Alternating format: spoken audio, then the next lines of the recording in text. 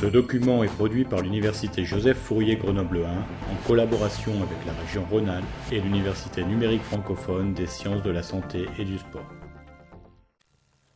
Dans ce dernier chapitre du cours Migration cellulaire, domiciliation et cancer, nous allons voir un dernier exemple du rôle joué par la migration cellulaire, mais cette fois dans une pathologie, le cancer et en particulier le développement des métastases. Un cancer est une population de cellules qui se développent anormalement au sein d'un tissu et ces cellules ne vont plus répondre aux règles d'homéostasie et vont alors former une tumeur primitive. La croissance d'une tumeur peut avoir pour origine une augmentation de la prolifération et ou une diminution de la mort cellulaire. La migration cellulaire reste l'un des obstacles majeurs au traitement des cancers. En effet, l'acquisition de capacités migratoires par les cellules cancéreuses permet leur dissémination métastatique à l'origine de 90% des décès des patients cancéreux. Ce film vous illustre les différentes étapes du développement d'un cancer, étapes qui sont reprises dans la diapositive suivante. Le développement d'un cancer est un processus habituellement lent et progressif qui passe par plusieurs stades, avec comme premières étapes l'initiation de la tumeur, puis la promotion et la progression de celle-ci. Le point de départ du processus que l'on appelle initiation est souvent attribué à une mutation, même si actuellement les causes de survenue d'un cancer ne sont pas clairement définies. Les cellules tumorales vont ensuite proliférer et se structurer en tissu pour former une tumeur primaire. C'est la phase de promotion qui est favorisée par des facteurs endogènes comme les hormones ou les molécules inflammatoires. La tumeur peut ensuite évoluer en tumeur invasive, puis métastatique.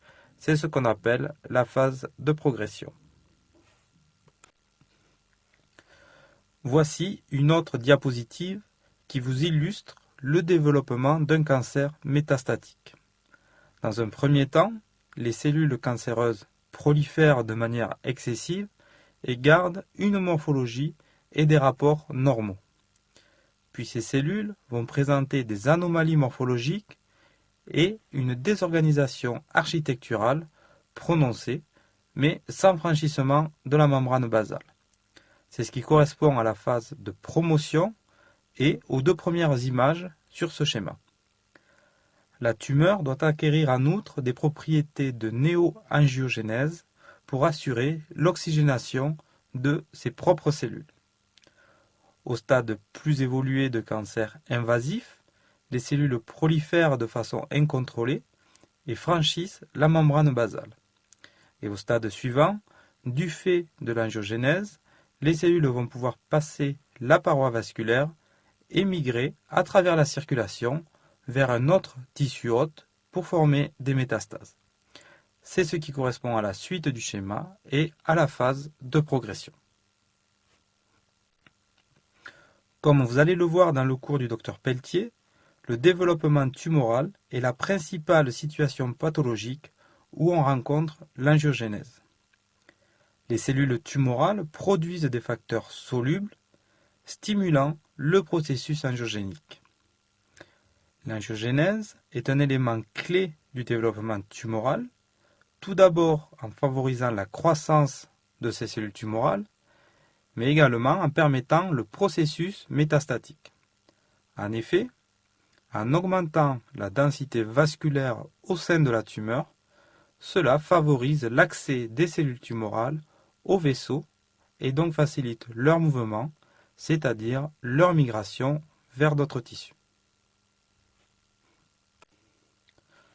Nous allons donc reprendre les différentes étapes impliquées dans le processus métastatique, en commençant par l'invasion tumorale. L'invasion tumorale est définie par le franchissement de la membrane basale et la pénétration des cellules dans le tissu conjonctif sous-jacent, puis dans les tissus environnants. L'invasion met en jeu plusieurs mécanismes qui consistent, entre autres, à rompre les relations entre les cellules tumorales et les cellules du tissu hôte.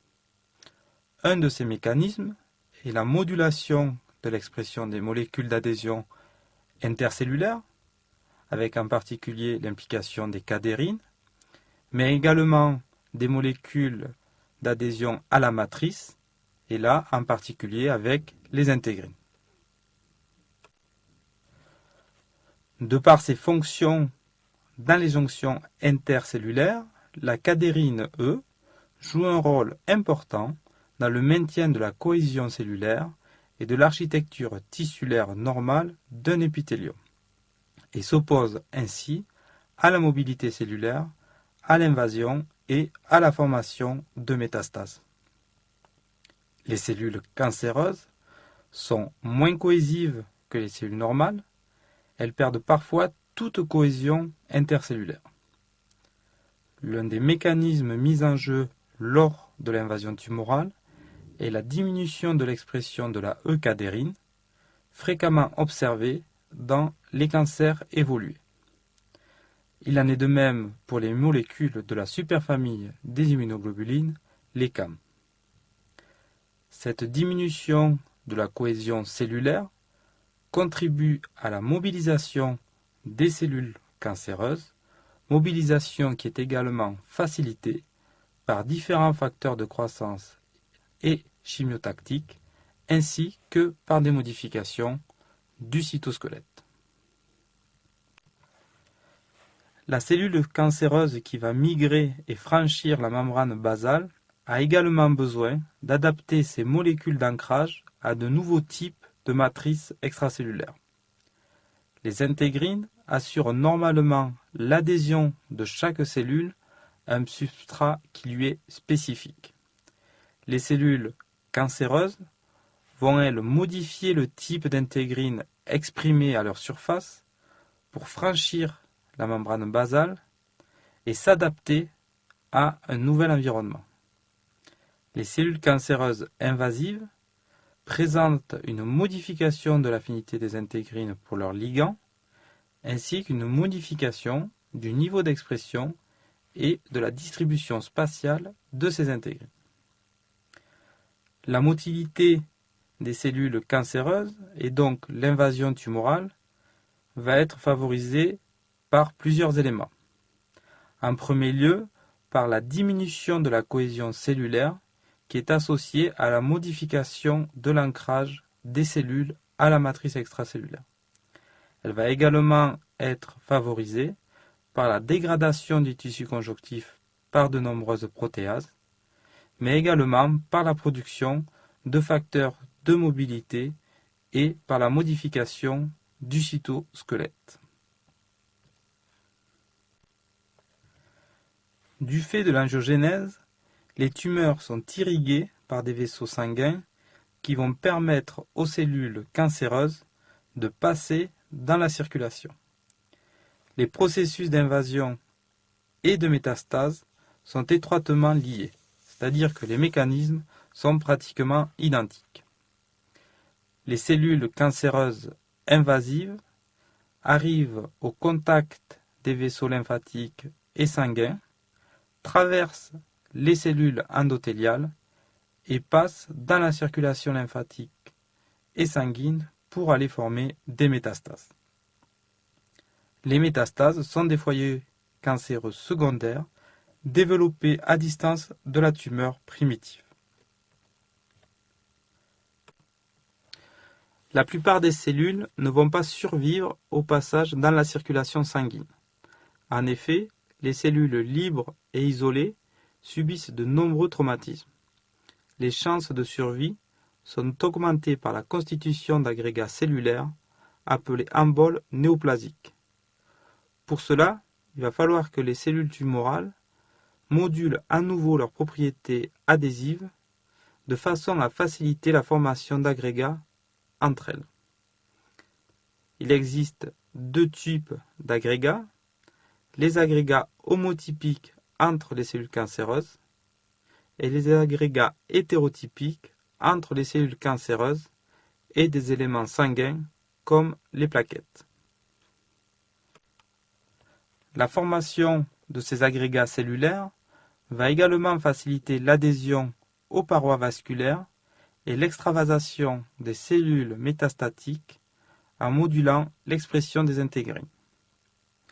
L'extravasation des cellules cancéreuses met en jeu des mécanismes proches de ceux qui sont mis en jeu par les leucocytes pour gagner les sites inflammatoires.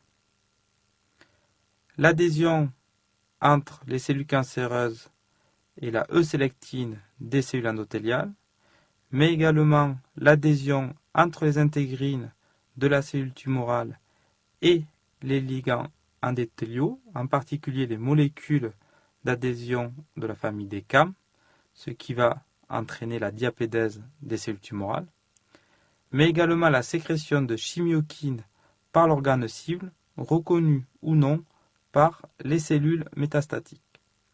Cette extravasation va donc permettre aux cellules cancéreuses de coloniser un nouveau tissu. Il est connu depuis longtemps que certains cancers ont un profil métastatique caractéristique qui fait qu'ils métastasent plus volontiers dans des organes cibles particuliers. Les sites de dissémination métastatique dépendent du drainage lymphatique et sanguin de l'organe, mais également de l'adhésion sélective de cellules tumorales aux cellules endothéliales de certains organes. En effet, si l'on étudie des cellules de mélanome qui ont métastasé dans les poumons, on constate que ces cellules peuvent adhérer à des cellules endothéliales provenant de vaisseaux pulmonaires, mais pas à des cellules endothéliales provenant de vaisseaux cérébraux. C'est ce qui est représenté sur les deux schémas de droite. Ceci est dû à l'expression par les cellules tumorales de molécules d'adhésion qui vont pouvoir interagir avec des protéines d'adhésion de la famille des CAM spécifiques du poumon, comme par exemple la LUE-CAM pour lung endothélial CAM, mais pas avec les protéines NCAM qui, elles, sont retrouvées spécifiquement dans le cerveau. Les sites de dissémination métastatique dépendent aussi de la libération par certains organes cibles de facteurs diffusibles chimiotactiques que sont les chimiokines. Et ces sites dépendent également de la formation de niches spécifiques prémétastatiques visant à faciliter la colonisation métastatique. La cellule cancéreuse métastatique trouve et induit dans le nouveau micro-environnement où elle s'établit les conditions nécessaires à sa survie par le jeu d'interaction cellule-stroma, cellule-cellule et de facteurs de croissance diffusibles. En effet, la croissance de métastases fait intervenir, comme pour la tumeur primitive, de nombreux facteurs de croissance sécrétés par les cellules cancéreuses ou le milieu, mais également l'élaboration d'un stroma avec une néo-angiogénèse et l'échappement à la réponse immunitaire antitumorale dans le nouveau site colonisé. Nous avons donc pu voir au cours de cet exemple du cancer que la migration cellulaire est un élément clé qui joue un rôle essentiel dans toutes les étapes du développement tumoral. L'invasion, le passage et la survie dans la circulation, l'extravasation, le tropisme pour certains sites et la croissance du tissu métastatique. Alors j'espère vous avoir convaincu que la migration cellulaire est un événement clé dans différents éléments physiopathologiques et je vous souhaite maintenant bon courage et bonne chance à tous.